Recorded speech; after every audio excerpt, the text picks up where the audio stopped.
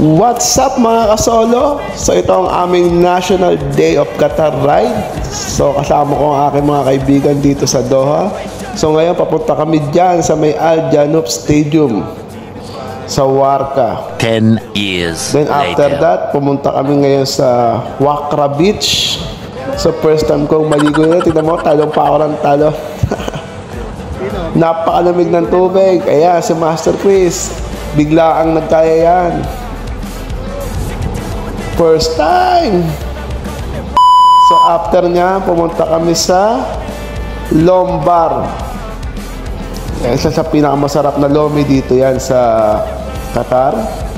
Dito nyo naman, overload.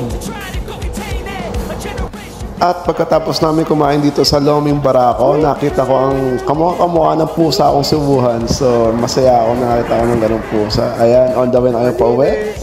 Nakikita nyo naman na napakaganda ng bike din sa Qatar. So hanggang sa muli mga kasolo. Tara!